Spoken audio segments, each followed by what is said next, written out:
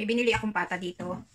Pero pina-slice ko na ito sa magtitinda. So dahil Chinese people ang paglulutuan ko, ang hiwa na rin yan ay ganito. Yung hinati, tapos kinat. So hinati muna yung pata. So ngayon lulutuin ko po ito.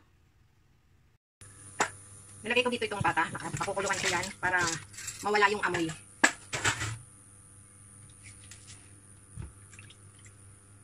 Ito naman hindi kailangan gawin kung ayaw mo, pero I just recommend you na pakuluan muna dahil nga yung amoy ay para mawala.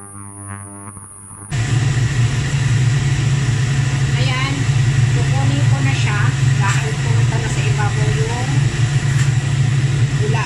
Yung pula na yan, yan yung madumi, alam naman natin yan.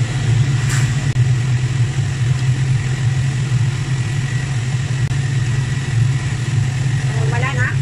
Ayan na lahat. And babalawan na lang ng malinis na tubig. Yan. Yan, clean ko lang ng malinis na tubig.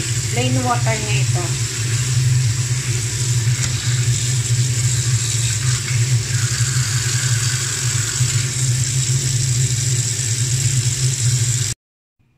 A few moments later.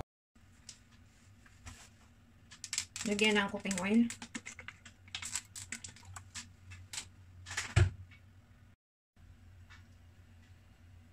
Mainit na ilagay ito. Or pata. Ipapry ko siya.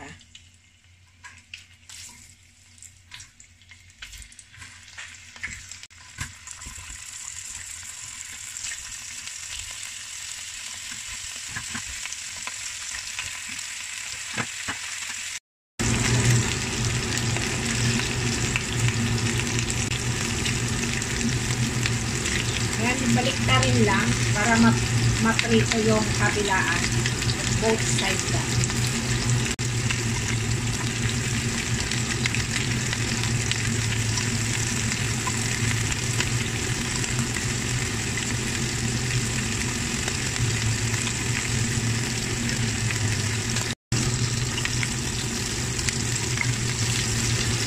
Okay na ito.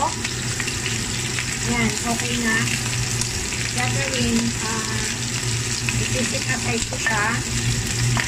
Ayan.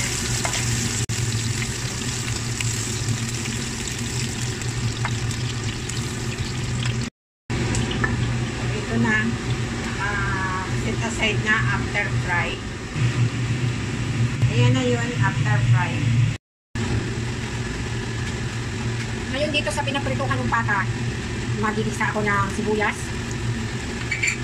garlic,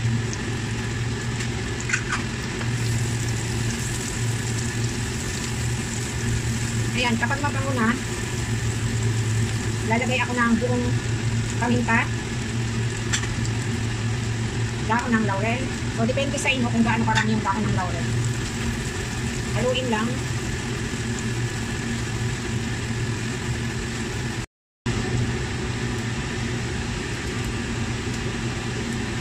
Ayan, haluin lang ha. Pagkatapos, ilagay na yung pritong pata. Ayan. Haluin lang.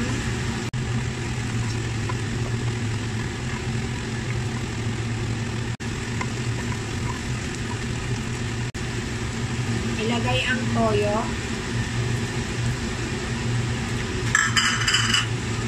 Ilagay ang suka.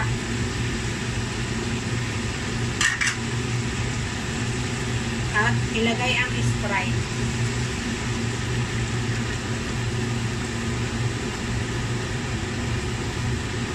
Kung walang Sprite, pwede yung sabaw ng pinya, ng pineapple.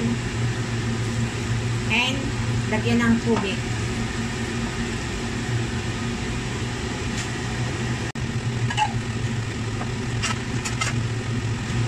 Haluin.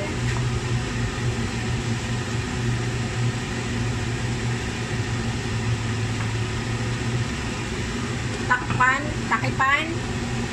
Hintayin kumulo.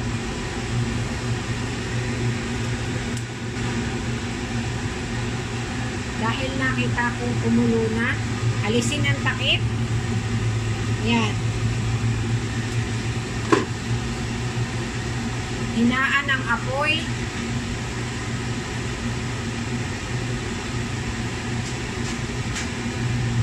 Ilagay ang sugar, brown sugar. Mas maganda kung may dark na brown sugar ka. Ilagay ang dahon ng bulaklak ng saging.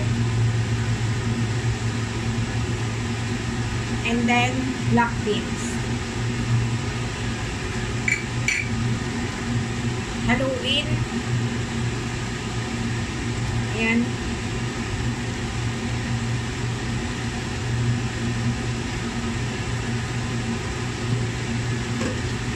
Lagyan ng takip ulit. At hintayin kumulo 45 minutes to 1 hour hanggang sa maging malambot na yung pork, yung meat, and sticky na siya. 1 hour later.